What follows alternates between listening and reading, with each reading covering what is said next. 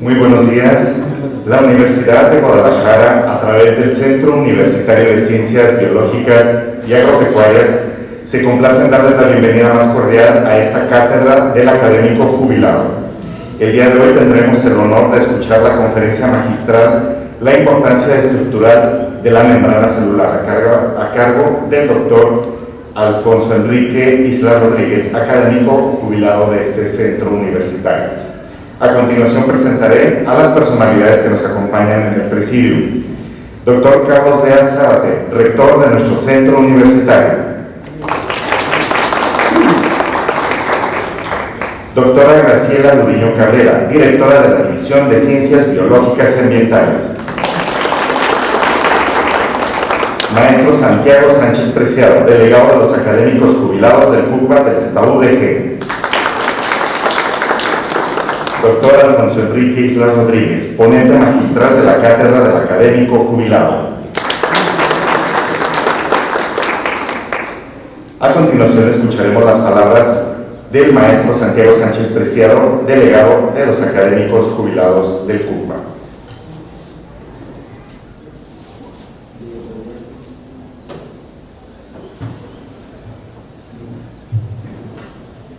Buenos días. Para mí es muy satisfactorio estar en este recinto ícono de este centro universitario, en este día en que se reanuda el ciclo de conferencias de la Cátedra del Académico Jubilado del CUCBA. Después de más de 2 años que sobrevivimos ante la adversidad que sufrimos por la pandemia que afectó fuertemente al mundo y en especial a nuestro país, con la pérdida de vidas humanas, y que paralizó las actividades económicas, sociales y académicas. Por eso hoy es muy grato, como Comisión de Cuidados Institucionales del CUCBA, reactivar la actividad de los más importantes y trascendental que se han desarrollado con la finalidad que se persigue a recuperar los valiosos conocimientos y gran experiencia de maestros que dedicaron gran parte de su vida en la formación de recursos humanos en este centro universitario, y que en este día un maestro destacado nos presenta un tema muy interesante y primordial en muchos órdenes de nuestra vida. Para mí es un honor contar con la presencia del doctor Carlos Bea Zárate, rector del CUCBA, que no obstante sus múltiples ocupaciones inherentes a su responsabilidad en los últimos días de su administración, hizo un espacio para acompañarnos y mantener el valioso apoyo que siempre brindó a nuestra comisión. Por eso, doctor Bea, nuestro afecto, agradecimiento y reconocimiento. Quiero de forma muy particular agradecer a la doctora Graciela Ludiño Cabrera por su aceptación en participar como moderadora de esta conferencia con mi admiración y respeto. Por último, quiero reconocer su valiosa presencia a esta conferencia que dictará el doctor Alfonso Islas Rodríguez. Sean bienvenidos y aprovechen la información que se expone. Muchas gracias.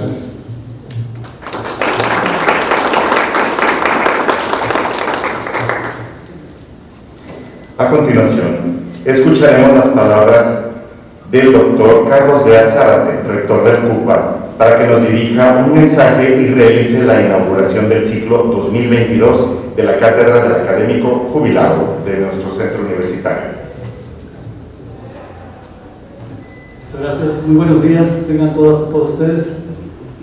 La verdad es que cuando el maestro Santiago y el grupo de jubilados se acercaron para hacer la propuesta de esta cátedra, me pareció excelente la idea, porque esto permite que de alguna manera no solamente se genere, digamos, una actividad importante, continuada, de parte de los jubilados, compañeros jubilados, sino que además permite compartir las experiencias, ¿sí? Una experiencia extraordinaria de todos nuestros compañeros jubilados, principalmente con los estudiantes. Esa es la finalidad de esta cátedra, el que nuestros compañeros que ya tuvieron una vida de experiencia profesional vengan a compartir sus experiencias con nuestros estudiantes.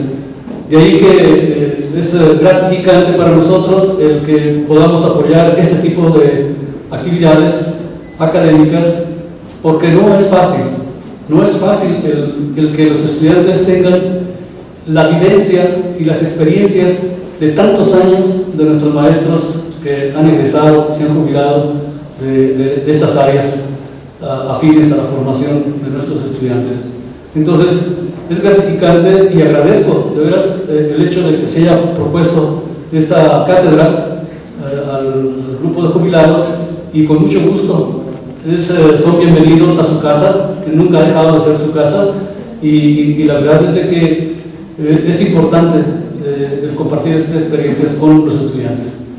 De nuevo, reitero mi agradecimiento, y siendo el día 26 de abril, las 11 horas con 13 minutos, damos formalmente inaugurada la Cátedra del Jubilado, y deseamos el mejor de los éxitos en todas las conferencias que se vayan a dar en el futuro próximo. Muchas gracias y felicidades en buena hora.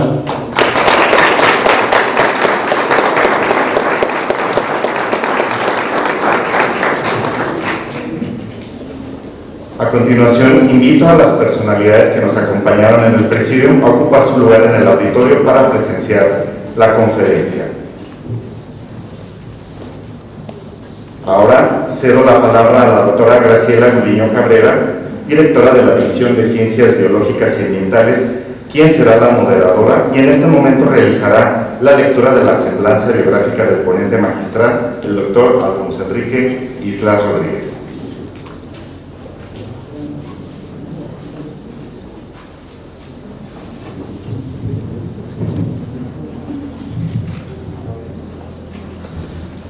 Gracias, bienvenidos todos.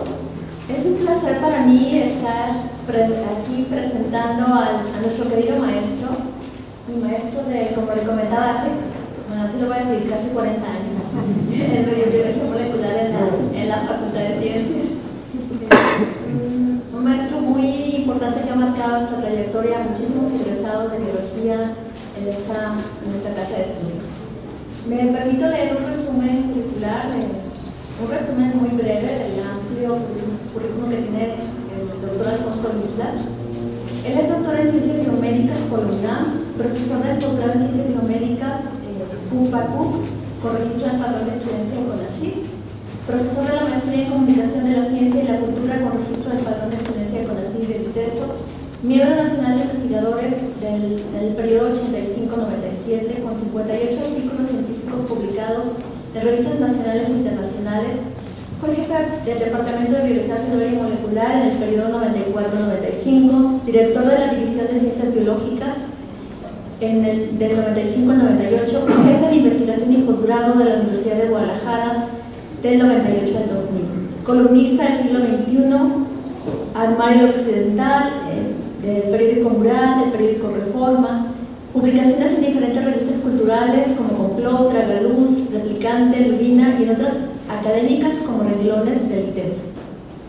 Su interés por la ciencia, pues siempre nos consta, es un excelente divulgador de la ciencia, que le agradecemos mucho porque es muy importante la labor que hacen los divulgadores, tanto para los estudiantes como para los egresados, mantenernos actualizados, haciendo sinapsis, que es un placer hacerlo. Y bueno, sus intereses es el cine y la literatura. Pues es un honor, le agradecemos mucho al doctor Alfonso Islas y le damos la palabra para que nos dé la cátedra. Yo te agradezco mucho más a ti, doctora. Muchas gracias, doctora, muchas gracias a todos.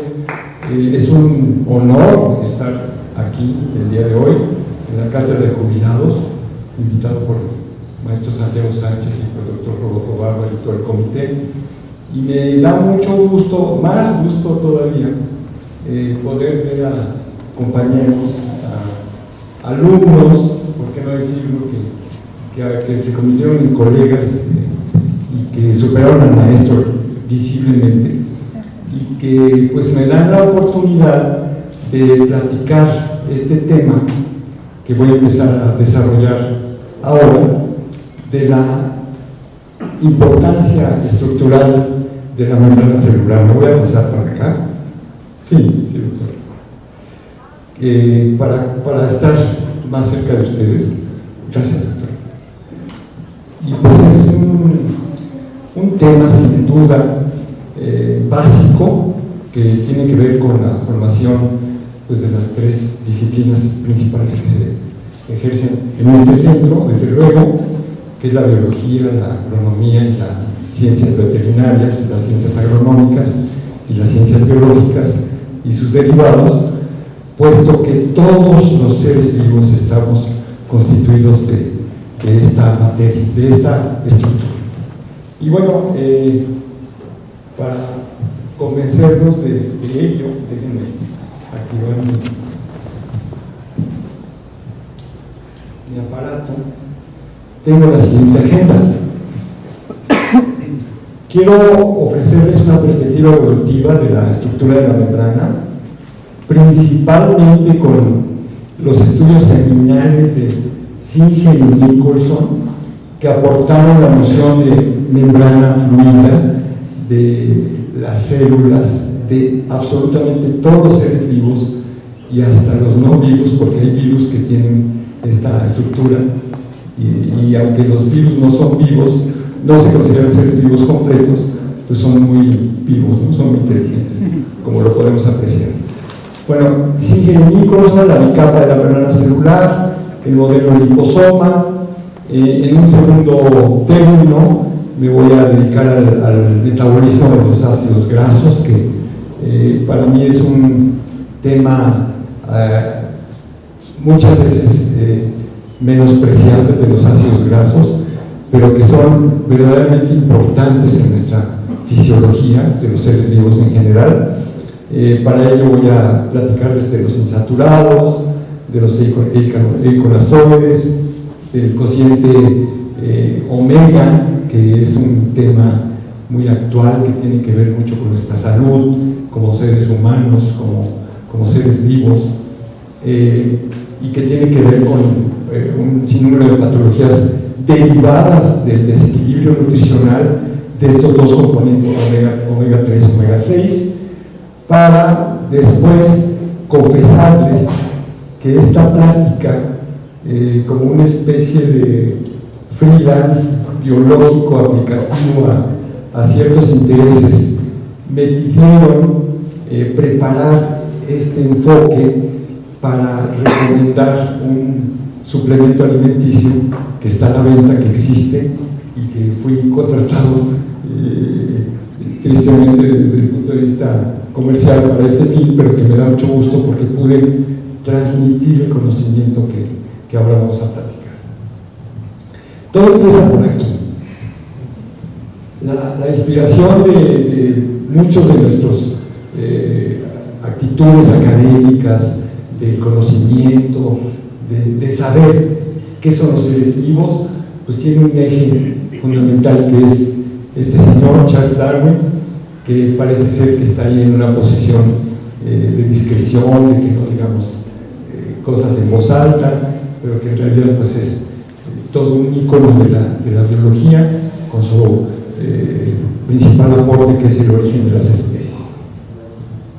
Todos, como les decía, todos los seres vivos que podamos imaginar, estamos constituidos de estas estructuras celulares, de la célula como punto de partida, y la vida marina, la vida terrestre, el aire, donde esté un ser vivo está una célula y por lo tanto está una membrana celular. Me voy a referir a algunos eventos un tanto nostálgicos. En este caso, esta es una lámina del libro de Leninger, que es una bioquímica que tuvimos muchos la oportunidad de conocer en los años 70, cuando empezamos a estudiar estas cosas en mi licenciatura. Y en ese extraordinario libro de bioquímica de Leninger viene este esquema donde ya se ofrece una visión de lo que es la célula y sus componentes. Como podemos ver, desde el núcleo, los ribosomas, el aparato de Golgi, todo lo que ustedes pueden ver aquí, mitocondrias, desde luego, tienen un componente de membrana, o sea, incluso toda la célula tiene una membrana, pero cada organelo de los que están aquí ilustrados también tienen esta estructura de membrana, de capa, que ahora me voy a empezar a referir. Otro hecho realmente ya en mi perspectiva de jubilado, y lo digo en el mejor sentido de la palabra, de júbilo, es que ya puedo hablar de cosas históricas, ¿no? En este caso, el artículo publicado en 1972 por este par de doctores, doctor Singer, profesor de biología en la Universidad de California en San Diego, y el doctor Nicholson, que trabajó en el Salk Institute en La Joya, que déjenme platicarles que anoche estuve investigando todavía qué pasó con ellos. El doctor S.J. Singer falleció apenas en 2017, había nacido en 1924, el doctor Singer, que lo tenemos arriba. Sin embargo, el doctor Nicholson vive, nació en 1943 y todavía lo tenemos con vida, este autor de este trabajo tan importante que les digo se publicó en 1972 en la revista Science, que aquí la anécdota que quiero transmitirles con mucho entusiasmo es de que me tocó la suerte el artículo se publicó el 18 de febrero, decía ahí, sí, 18 de febrero de 1972 en la revista Science, con el título de modelo de mosaico fluido de la estructura de la membrana celular. Yo estaba en mi clase de biología celular en la Facultad de Química de la UNAM y tuve la fortuna de tener un profesor muy inquieto que se llama, todavía vive, Francisco Bolívar Zapata.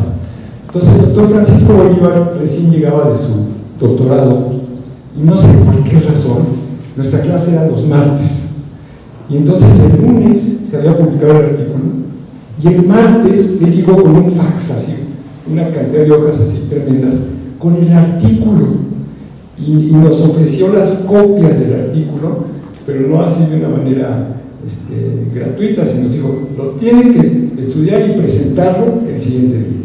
Entonces, la fortuna para mí como estudiante es que tuve de primera mano, sin que hubiera internet, sin que hubiera ningún tipo de facilidad, más que esta del profesor Francisco Bolívar, el fax del artículo. Y entonces ahí me tienen ese día y al día siguiente para preparar la clase, porque nos iban a tomar la misma, ¿no? Nos iban a preguntar los aspectos fundamentales de esta publicación tan importante, porque había habido desde el siglo XIX algunos intentos de descripción de la membrana celular, pasando por Daniel y después Robertson en los años 30, 50, para describir que la célula tenía una estructura de membrana que parecía tener a los lípidos como una estructura central. Y bueno, Daniel y Robertson se la pasaron tratando de describir que había proteínas, que no se sabía si estaban por arriba, por abajo, etc. Pero quienes realmente hicieron un aporte fundamental desde muchos puntos de vista científico fueron Singer y Nicholson, con este modelo que se establece como una bicapa lipídica. Aquí tienen ácidos grasos de cadena larga con una cabeza polar, que son fosfolípidos, y que son interesantemente hidrofóbicos en esta parte, pero hidrofílicos en el otro extremo. Esto lo menciono no para mis colegas que por supuesto son expertos, sino para aquellos jóvenes que están empezando a conocer las propiedades de una membrana, y que es una membrana protectora que protege, que es como una frontera entre lo que está afuera y lo que está dentro de la célula, y que esta protección se fundamenta en la hidrofobicidad de los ácidos grasos que están aquí al centro y la afinidad por el agua que está en los extremos, tanto en el exterior como en el interior de la célula. Esta es una ilustración original del artículo de 1972, en donde ya se ofrece de una manera muy clara, porque los intentos de Daniel y de Robertson no habían sido muy claros, que digamos, para ofrecer la visión de que hay una bicapa de lípidos acomodada cola con cola y las cabezas en los extremos, en donde las proteínas, ahora sí, claramente están insertadas de manera periférica o de manera integral, es decir, de manera periférica solo hacia un lado, ya sea hacia afuera o hacia dentro de la célula, pero la proteína integral pasa de lado a lado, y me estoy refiriendo a una gran cantidad de proteínas que tienen papeles muy diversos, pero uno de ellos es muy reconocible, lo van a identificar rápidamente como receptores de los ligandos que están al exterior de la célula y que inician una serie de procesos fisiológicos para la misma célula que tienen que ver con estas proteínas integrales y periféricas.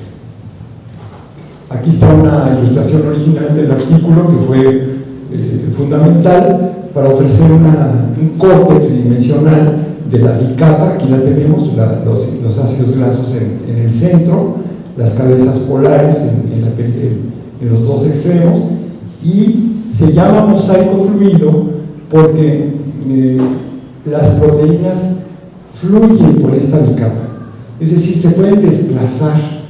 Yo en clase todavía tomaba vuelo y patinaba en el suelo y decía, así le hacen las proteínas, o sea, patinan en la membrana y tienen movilidad, tienen agilidad para captar un ligando y para poder ofrecer una interacción que permita a la célula tener un proceso fundamental, vital. Aquí tenemos un acercamiento a esa situación, el ácido graso hidrofóbico con su cabeza polar. Aquí. La parte darwiniana, la parte evolutiva, tiene que ver mucho en este asunto, porque Antonio Lascano lo explica de una manera genial.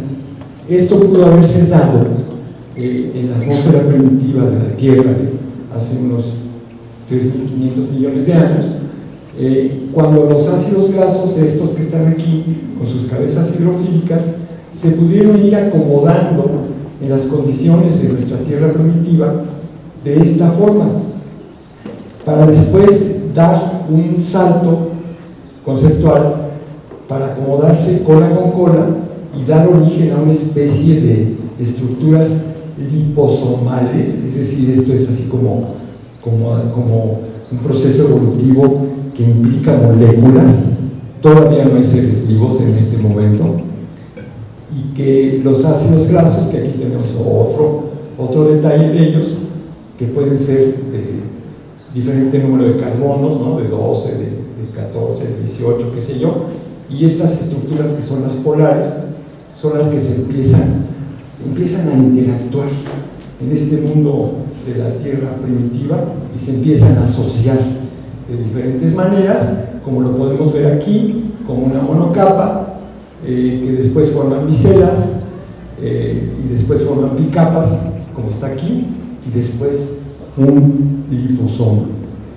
Claramente, aquí todavía no hay en lo absoluto ningún vestigio de vida, sino es una estructura que se fue acomodando en la naturaleza de manera espontánea, de manera adaptativa, porque había cierta afinidad entre las moléculas y qué sé yo, para formar estas estructuras que, insisto, no tienen nada que ver con la vida biológica tal como la conocemos, pero que sin duda fue un precedente para formar estas estructuras que hemos estado ya revisando, que pudieron dar este aspecto, un aspecto de liposoma que los autores identifican como una protocélula, porque en este liposoma, que parece ser como una pelotita de lo que quieran, de golf o de lo que quieran, y que dentro empezaron a darse eventos de reacciones bioquímicas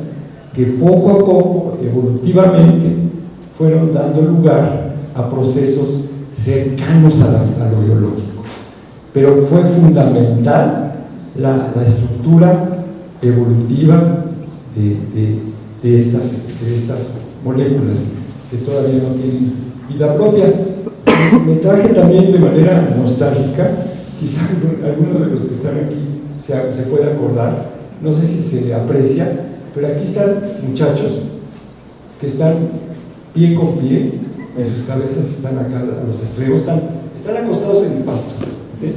Aquí se puede apreciar, están de jeans, de camiseta, y están acostados en el pasto de aquí, y están pie con pie, sus cabezas, y aquí está la visión por arriba. Si se fijan un poquito en lo que está pasando en ese cubo, que después tomamos fotografías desde el primer piso, intentamos didácticamente formar una estructura de bicapa, siendo sus pantalones los ácidos grasos y siendo sus cabezas las partes polares de la bicapa, y acostado para que formaran esa estructura de bicapa. Y bueno, fue así como un happening, porque pues no tuvimos clase en el salón, nos salimos al jardín y ahí se acostaron. No recuerdo la fecha, pudo haber sido incluso, no sé el contexto, pudo haber sido en Boulevard Tlaquepaque, no lo recuerdo, en la escuela de biología, pero ahí estamos, divertidos. Otros alumnos, por encargo, construyeron este modelo con fierritos. Para la tarea era hacer el modelo de membrana, y bueno, aquí tenemos una versión de una membrana de un chico que tenía un taller y que pudo construir esta bicapa o fragmento de bicapa en su taller. Y aquí está otro intento, que bueno, desde luego son como las historias que uno tiene como profe y que las recuerda uno junto con los que estuvieron involucrados, algunos que pudieran estar aquí, con este modelo de membrana que da origen ya a un universo celular. Aquí tenemos un corte de una célula muy completo, donde se identifica la bicapa, ¿no? Claramente la parte polar, que sería ya la parte del liposoma que vimos antes, pero que ya es capaz de alojar al universo de la célula, que incluye al núcleo, que incluye el retículo endoplasmático, que incluye a los mitocondrios, desde luego, y a todas las mitocondrias y todo el rejuego que cualquier célula vegetal o animal disfrute, ¿no? Entonces este es el universo de la célula. Todavía el viernes pasado la revista Science publica en su portada que los procesos de la membrana son fundamentales, en este caso para una célula natural killer pueda tener una función contra una célula cancerosa, y depende mucho de la reparación que pudiera tener la membrana celular para que funcione adecuadamente. De tal forma que, bueno, pasamos al asunto del metabolismo de los ácidos grasos, que son los componentes fundamentales de esta membrana celular, que es pues muy interesante. Los ácidos grasos insaturados y los eicosanoides, comparados con los vegetales, los tejidos animales tienen una capacidad muy limitada para desaturar ácidos grasos. Aquí la palabra clave o el concepto clave es que los ácidos grasos insaturados, es decir, los que no tienen ocupadas todas sus valencias, son mucho más útiles biológicamente que los ácidos grasos saturados. De tal forma que comparados con los vegetales, los tejidos animales tienen una capacidad muy limitada para desaturar a los ácidos grasos. Y requerimos, muchos seres vivos, ingerir alimentos con ácidos grasos, no solamente insaturados, sino poliinsaturados. Esa es una clave fisiológica. Y tales ácidos grasos que son esenciales dan origen a estas variantes de 20 eicosanoides, de 20 carbonos, de los que se derivan familias de compuestos conocidos como eicosanoides, que constituyen moléculas muy claves, muy esenciales en la fisiología, como son las prostaglandinas, como son los tromboxanos, los leucotrienos y las lipoxinas.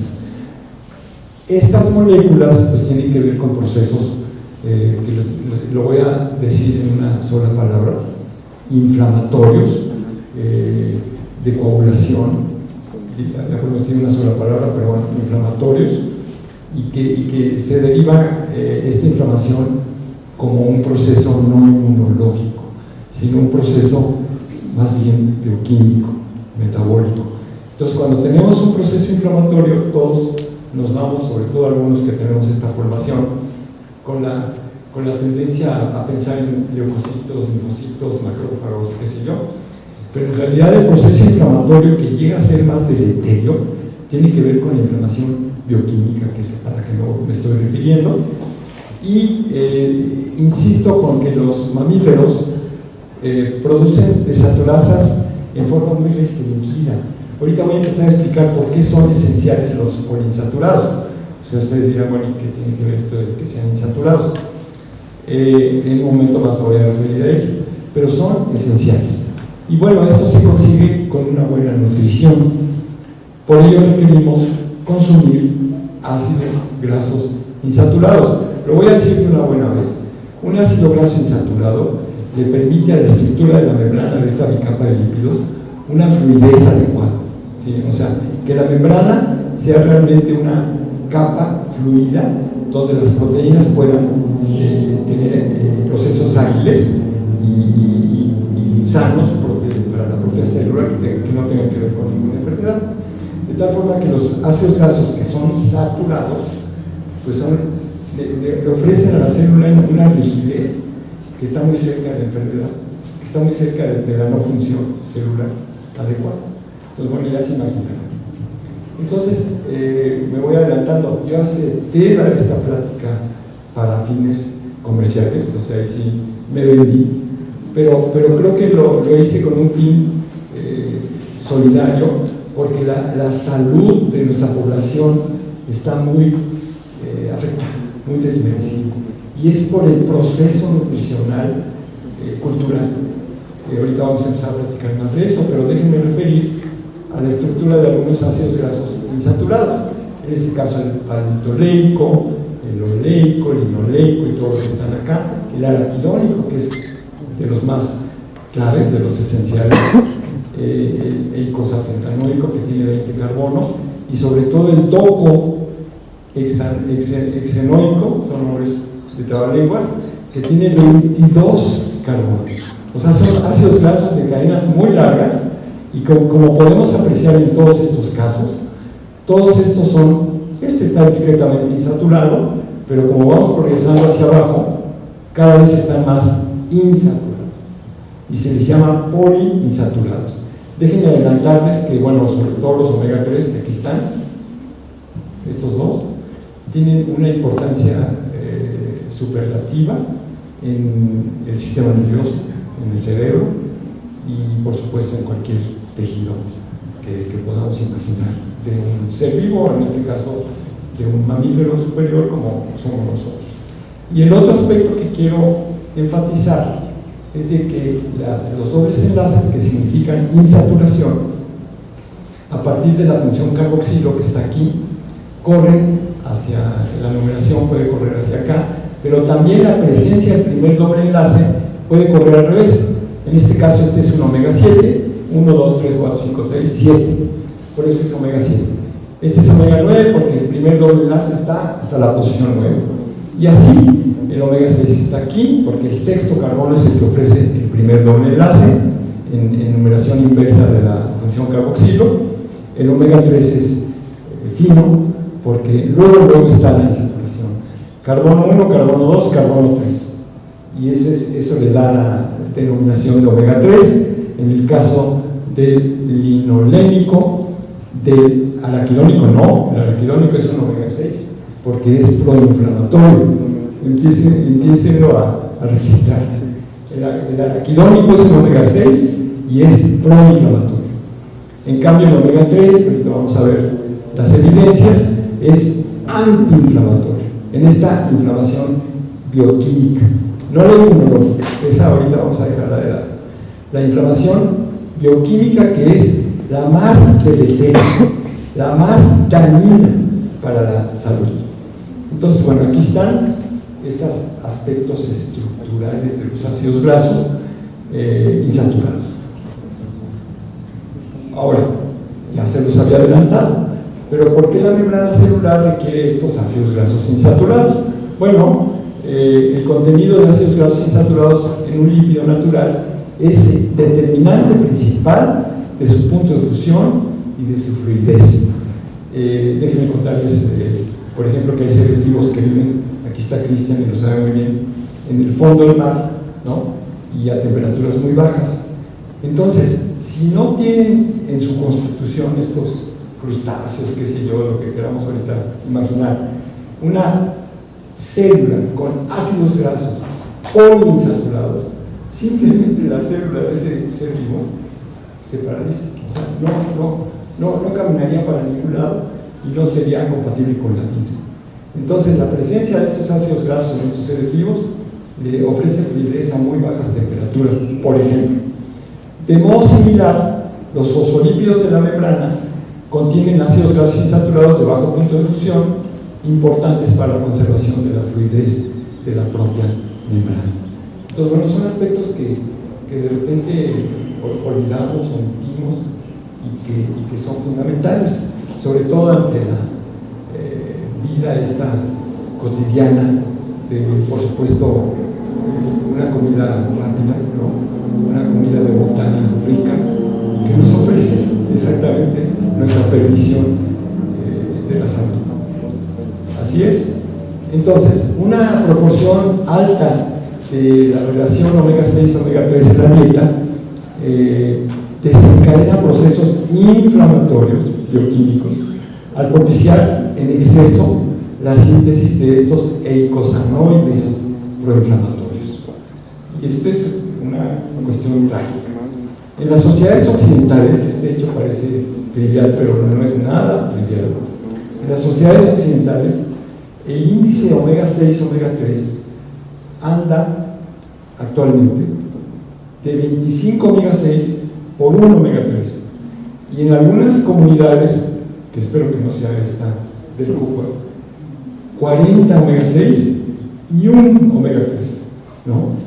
Entonces, esto es trágico porque lo ideal sería que el omega-3 y el omega-6 estuvieran en equilibrio 1 a 1. Ya si eso no es posible, bueno, pues la toleraríamos 4 omega-6 por 1 omega-3 en nuestra dieta, en nuestra ingesta cotidiana. Entonces, imagínense cuando llegamos a niveles de 25 a 1 o 40 a 1 por la invasión de los hot dogs y de las hamburguesas y del estilo de vida americano, y ya saben toda esta historia, y nos alejamos de dietas que sean saludables. Entonces, bueno, es una tragedia. Lo digo enfáticamente porque lo es. Los hospitales se llenan de estas comorbilidades de enfermedades producidas por esta dieta, pues que empiezan con obesidad, que pasan por la diabetes, que siguen con enfermedades del tejido conectivo, con artritis, que pasan por todos estos capítulos de enfermedades lastimosas. Bien, entonces, mi intención al preparar esta plática sí era concientizar de esta situación de nuestra dieta y del contenido de ácidos grasos. Las implicaciones de los omegas en la formación bueno, el por qué. La implicación de los omegas en la formación de prostaglandinas y tromboxanos es fundamental.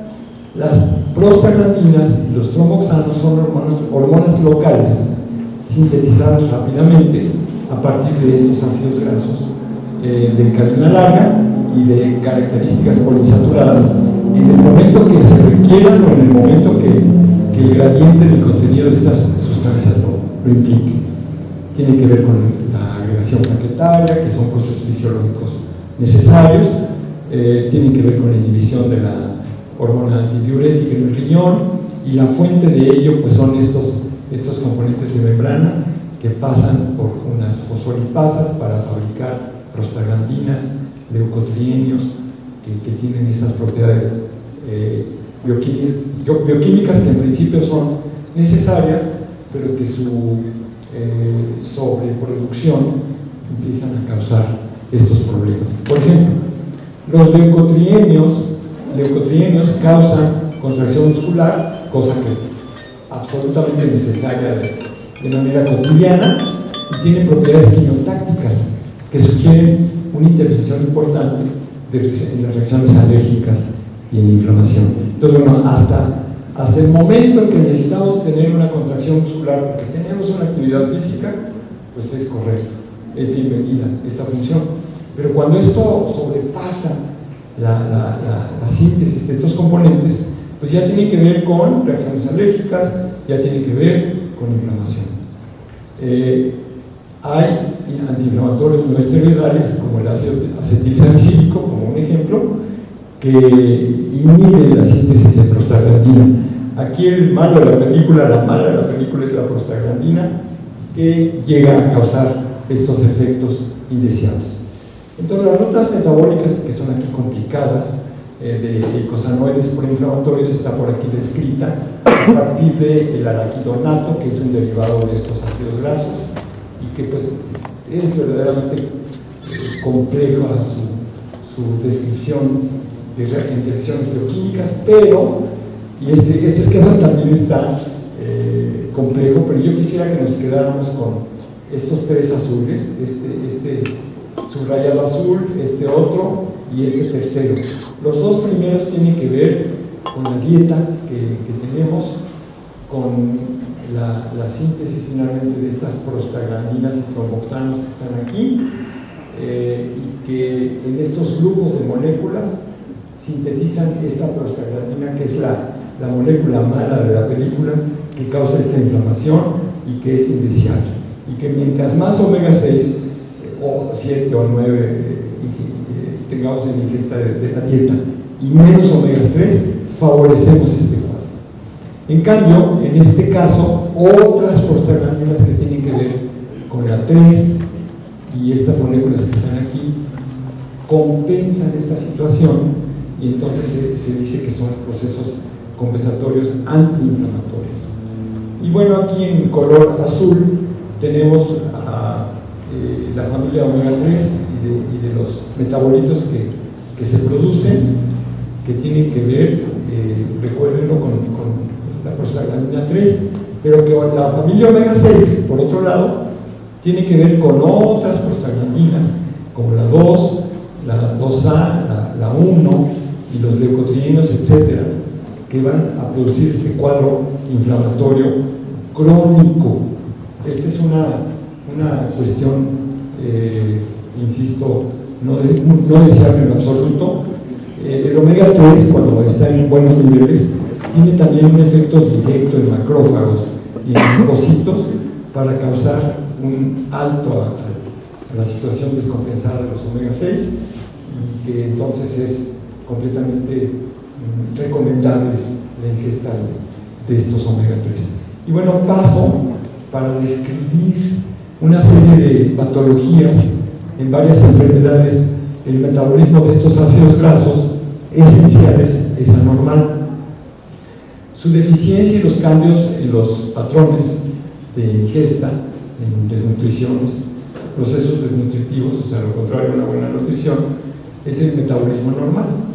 Y aquí tenemos una pequeña lista de estos procesos: el llamado síndrome metabólico, la fibrosis quística, acrodermatitis, síndromes hepatorrenales, el síndrome de Sjögren-Larsson, degeneración neuronal, ¿no?, que es un proceso muy derivado y asociado, y como consecuencia de esta situación, no solamente asociado, degeneración neuronal multisistémica, enfermedad de Crohn y síndrome de Reye están perfectamente documentados científicamente con esta descompensación. En resumen de esta parte de la plática, hay una serie de ácidos grasos poliinsaturados que juegan un papel contra los ácidos grasos saturados. Eso ya creo que nos ha quedado claro. Posteriormente conocimos a los ácidos grasos poliinsaturados de cadena larga contra los poliinsaturados solamente. O sea, la cadena larga también juega un papel protector, saludable, sano en la nutrición, y que el cociente omega 6, omega 3 hay que mantenerlo controlado, porque si no ese cociente nos controla a nosotros, definitivamente. Y claro, bueno, hay una recomendación de ingesta de fosfolípidos de cadena larga, de ácidos grasos poliinsaturados, que tienen que ver con una nueva generación, que es aquí la parte comercial, que me lo venía antes, pero que la verdad, pues sí se la recomiendo, sin duda, que pasa por una serie de evidencias científicas muy completas. Por ejemplo, fosfolípidos poliinsaturados facilitan la deformación, esta es una parte fisiológica. Estos fosfolípidos poliinsaturados, ya lo habíamos estado analizando, favorecen la función de la célula en los crustáceos a profundidades de temperaturas muy bajas, pero también en procesos cotidianos. Nosotros mismos estamos requiriendo que nuestras membranas tengan procesos de elongación, de aplastamiento, y que estos ácidos grasos le permiten tener a la célula esta gimnasia que va a hacer que funcionen bien. Pero estos mismos fosfolípidos poliinsaturados de cadena larga, que tienen que ver con omega 3, se ha demostrado que estos lípidos marinos novedosos de crustáceos, como el aceite de krill, son una nueva fuente de omega 3. Se dice que el salmón es una fuente, que no sé qué, pero el krill, y luego esto lo sabe muy bien Eduardo Juárez, lo que come el krill es la verdadera fuente primaria de omega 3. Entonces, mientras más acudamos a la fuente primaria de estas moléculas, mejor. Entonces, en este caso se recomienda el krill como una fuente de omega 3 biodisponible y con un contenido muy alto de DHA y de EPA, que son aquellos ácidos grasos de 20 y de 22 carbonos que había yo platicado hace un momento. Por supuesto, el aceite de krill, que es obtenido de manera no invasiva con el prensado de estos animalitos que son, pues no sé, como científico, no es científico. Acá está, ¿no? Bueno, sí, en fascia superba, que son obtenidos en el Polo Sur por un laboratorio, y que son prensados para de ahí obtener aceite de krill. Dicen que solo toman el 0.01 de la población, etcétera, y no acaba con ellos en absoluto, pero que son la fuente primaria para tener nosotros esta posibilidad de tener una buena nutrición. Aquí está un banco de estos animalitos, y que permiten, cuando ingerimos esta suplemento alimenticio, pues una función, un acceso a la célula que le permita tener un buen nivel omega 3, omega 6, y que aquí se ofrece en esta ilustración, que como es en PDF, pues no pudimos ver animada, pero que estas moléculas se van incorporando poco a poco conforme la vamos ingiriendo en nuestra dieta cotidiana. Y bueno, para terminar, una serie de investigaciones clínicas y preclínicas publicadas en revistas de prestigio científico, donde se demuestra que los fosfolípidos omega 3 son absorbidos, son eficaces, el aceite de krill comparado con el pescado, comparado con el maíz, y que aquí se ofrecen las evidencias de que esto sucede de una manera óptima, y que posterior al consumo del aceite de krill, los niveles de EPA y DHA se incrementan en experimentos clínicos enfocados para apreciar esto, tomando en cuenta la ingesta de krill, la ingesta de pescado, comparado con la ingesta de maíz.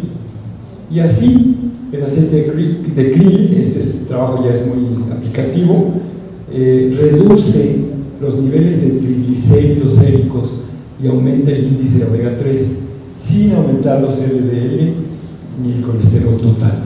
En un estudio controlado de 265 individuos de estas edades, se pudo comprobar esta situación después de la ingesta propositiva del aceite de krill. Y así, tenemos otras evidencias de efectos metabólicos de este aceite de krill, comparables con el aceite de pescado, en estudios clínicos serios que demuestran los beneficios clínicos y fisiológicos de esta situación. Otros estudios clínicos que tienen que ver con el área de estudio cardiovascular, la obesidad, la inflamación, los síndromes premenstruales y algunos otros procesos cuyo tratamiento único fue el tratamiento del aceite de krill, y los resultados fueron favorables. Mejora los lípidos sanguíneos, cambia los niveles de los ácidos grasos, reduce los síntomas de las artritis en este estudio, el daño oxidativo, la dismenorrea, etc. Y aquí hay más del área cardiovascular, en animales, en modelos animales, ratas con insuficiencia cardíaca remodelan esta situación de manera favorable. En el caso de la obesidad hay una disminución visible en este estudio, también una reducción de la biosíntesis de sustancias indeseables, junto con otros efectos hepáticos que están aquí muy bien documentados después de la ingesta metódica del aceite de krill. Por supuesto, otros estudios preclínicos del área inflamatoria en modelos reducen el estrés oxidativo, se incrementan los niveles de DHA en el cerebro y disminuye la glucogénesis hepática y regulan el proceso hepático deleterio que se veía en este otro modelo, junto con un montón de referencias. Este es nada más para documentarles que siguen publicándose múltiples trabajos que apoyan esta noción de ingerir por cualquier fuente que podamos, a ver si alguno de tus productos tiene omega 3 documentadamente, Eduardo, para ofrecerlos, para que haya botanitas de esos productos que son ricos en omega 3 y que nos compensen a los doritos y a los chicharrones que tienen lo contrario, ¿no? Entonces sería como lo deseable. Termino con esta ilustración bella de una corte de membrana que ofrece una complejidad estética que lo hace también muy atractivo, pero que nos muestra al modelo de Singer y Nicholson ya como modernizado de una manera muy bella, con vitamina C que está interactuando por aquí, una membrana integral que está aquí traspasando la bicapa, glicolípidos, la astaxantina que puede jugar un papel fundamental como antioxidante y como facilitador de los procesos, el caroteno que está también aquí interactuando en esta ilustración y que es nuestra vida cotidiana ideal, ¿no? Una célula que esté funcionando. En aquella ocasión que di una serie de pláticas de este tema, pude tener una pelota aquí en mi mano y la lancé al piso así en un auditorio grande como este para demostrar que esta pelota que rebota y que funciona muy bien, pues es porque es una membrana, el análogo de una membrana que tiene un funcionamiento saludable. Una pelota de esponja, lo que ustedes quieran, que tiene ácidos grasos saturados, simplemente ni siquiera rebota, o sea, se queda así. Y esa es la analogía más útil que pude encontrar para demostrar que la célula tiene que tener esta salud. Entonces, bueno, pues esta es mi aportación, Ramón, que te decía que era muy humilde y que pues estoy a su disposición para hacer algún comentario, alguna pregunta, en fin, estoy a sus órdenes. Muchas gracias.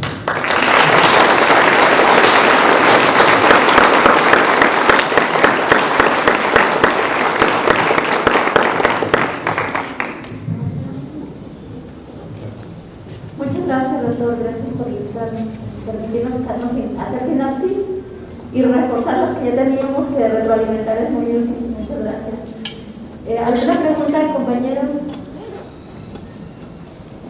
Mientras se decide, yo tengo una pregunta respecto a los omega 5. Los omega 5 ahorita está como muy de moda a nivel de mercadotecnia porque dice que tiene mucho más detalle incluso que el omega 3. No sé su opinión al respecto.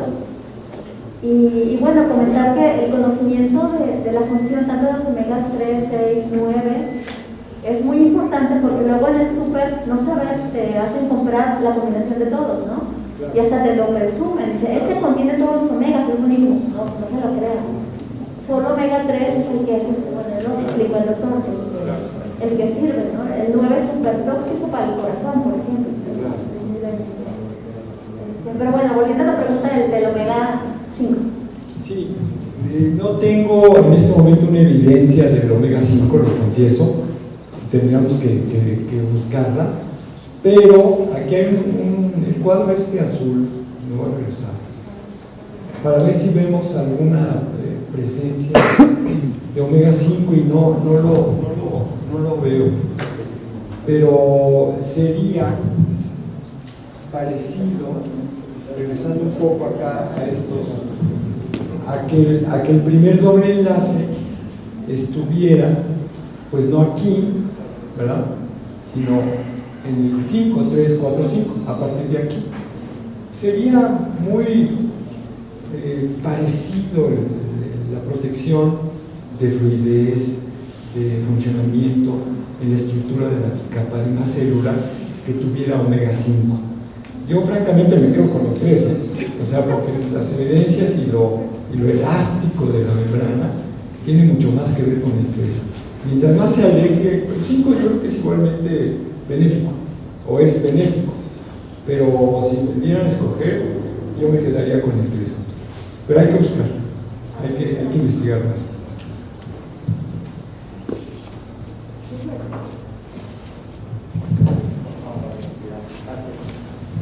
Muchas gracias, maestro. Yo lo felicito por la aportación, muy interesante lo que nos ha presentado aquí, sobre todo porque abarca desde lo básico hasta la probable aplicación que tiene este.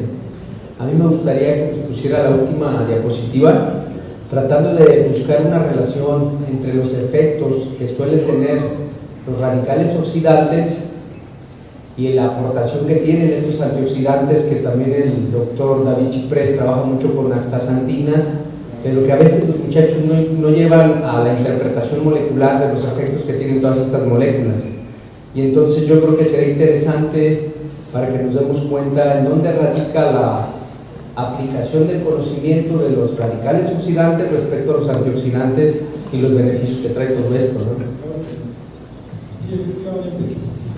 Creo que la parte estética es la que nos gana, ¿no? O sea, esta ilustración es verdaderamente hermosa. Entonces, esto es muy didáctico, lo bello es muy didáctico.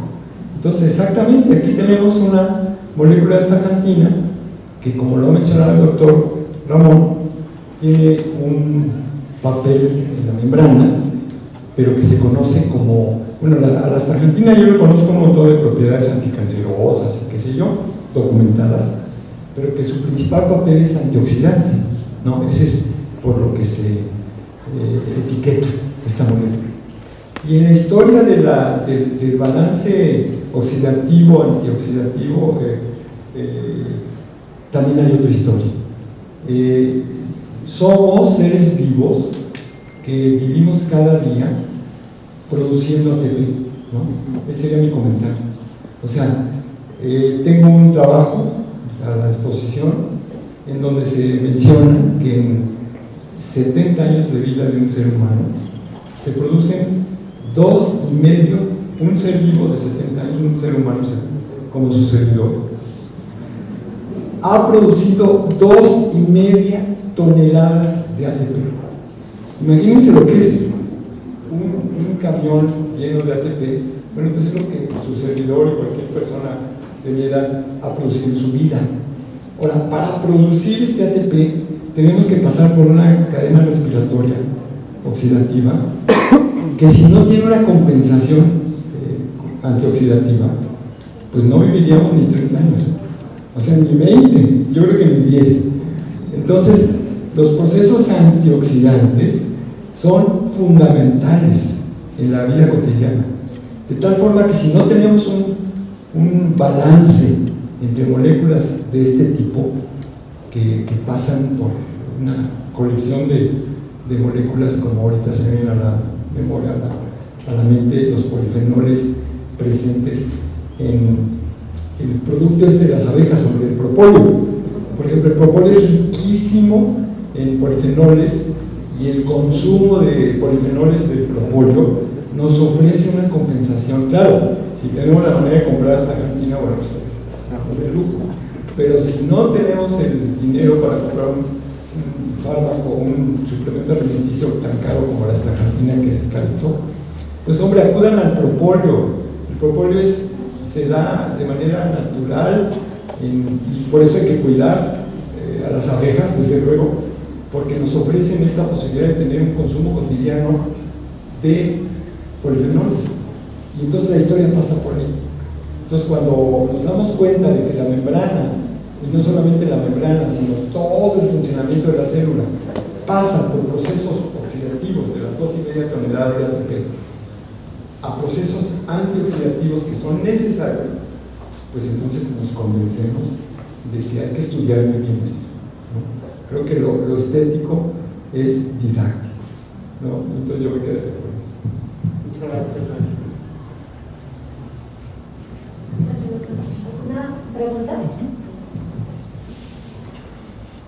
¿Se consume la vale? Eso quiere decir que Sí, doctor.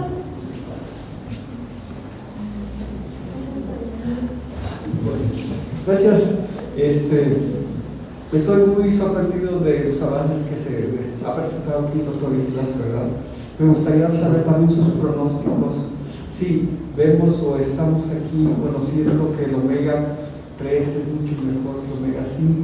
Me pregunto si hay un fundamento químico que permita que se pueda, ¿verdad?, tener omega 2 o omega 1, y si existe una fuente natural, ¿verdad?, una fuente natural proveedora de estos omegas, y cómo trascenderían estos en las cuestiones fisiológicas de la membrana celular.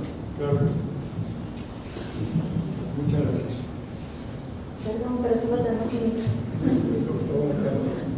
Muchas gracias. Fíjate que es muy buena pregunta. Se dice, cuando un alumno hace una pregunta que uno no puede contestar, se dice que es muy buena pregunta.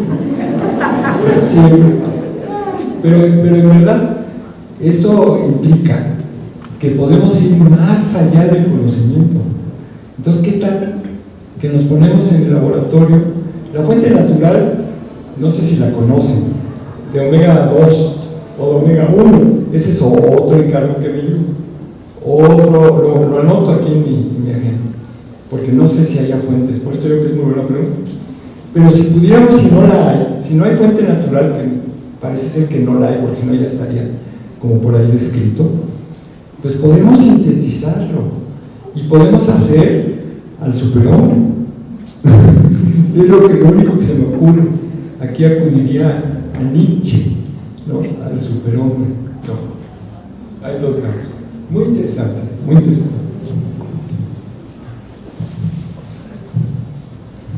Muchísimas gracias, doctor. Corrijo, supermujer. Corrijo a ti. Agradecemos la conferencia magistral a cargo del doctor Alfonso Enrique Islas Rodríguez. A continuación, el doctor Carlos Bea Zárate, rector del CUCBA, hará entrega de un reconocimiento a nuestro ponente magistral.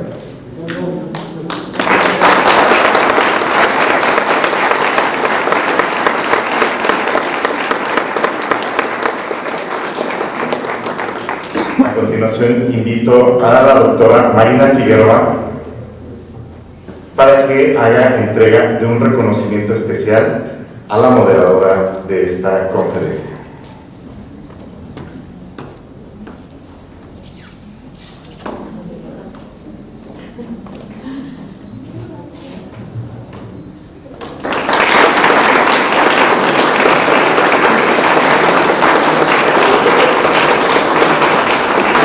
Muchísimas gracias por su asistencia, que tengan un excelente día.